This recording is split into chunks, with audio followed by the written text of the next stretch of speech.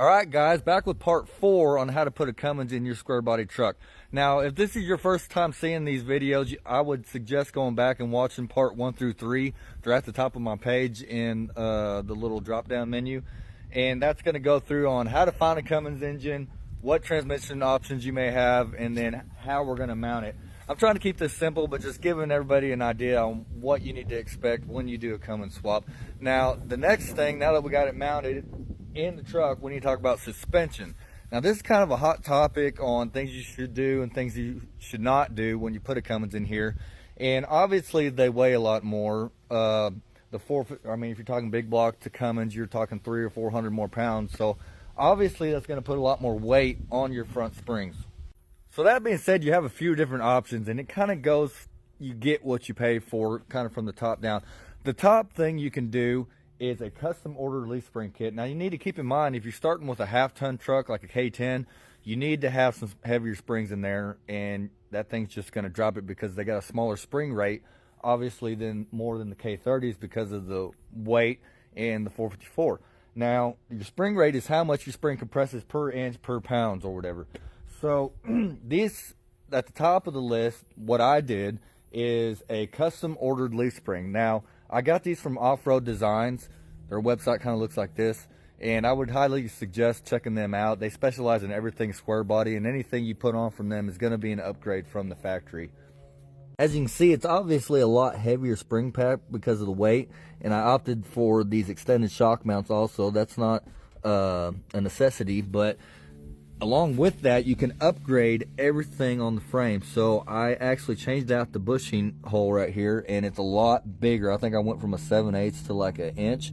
And these bolts are bigger, the bushings are bigger, and everything is greasable.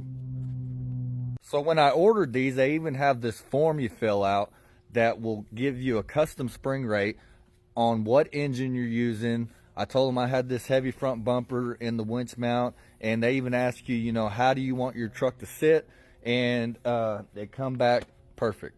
So this is a bone stock truck, and it has a 454 in it, but you can see how these springs kind of U-shape instead of arch, and that's fine. That's how they're supposed to ride from the factory, but you can see how low that would drop the oil pan. So your next option would be to run rear springs from a different square body or another vehicle in the front, and you can do that with this kit right here. This is a B52 kit from DIY 4x. There's probably other companies that make it, but this is what it stands for, beyond 52 inches. So square bodies front springs are 47, 46 inches in the front. So if you want to run a bigger spring, a longer spring, you're gonna need a bracket like this to put the rear springs from like a K20 up front, and that's going to give you a spring pack like what I got with my custom springs, but a lot cheaper. You can pull them from the junkyard or whatever and throw them in there. So your third option is to just buy an aftermarket lift kit. Now, there's plenty of kits out there, but you want to stay away from ones that say easy ride because those are going to be a softer spring.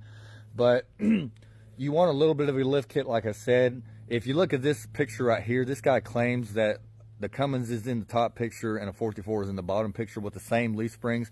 And you can tell there's not much difference there. Now, you may have a little more wear and tear over the years, but it's just that little extra weight that's going to make the difference.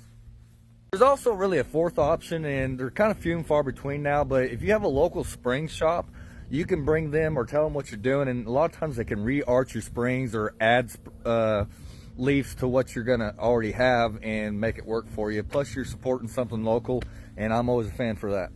Now, obviously, the rear is going to be up to you, and the front's not really going to change what happens in the rear.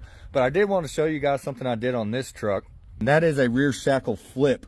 Now, this replaces the original shackle on your square body and brings everything down instead of up.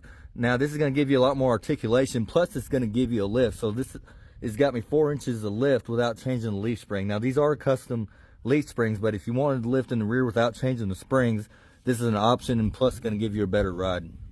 Compared to this factory K30 again, or any factory square body, your shackle rides on top. Now, that shackle flip does just like it says and brings it down here if you didn't know what those were. So just to wrap up, I may throw these in there again on every one of these videos, because if you don't follow these pages and you're wanting to do this, is a really good place to be. Use the search bar at the top, and if you have any questions, most of them's been answered on that page. But to wrap up, we got an engine, we got a transmission, we got it mounted, we got our springs picked out, we got exhaust left, fuel next, coolant system, wiring. I'm not sure which one I want to do. You guys let me know, but part 5 coming.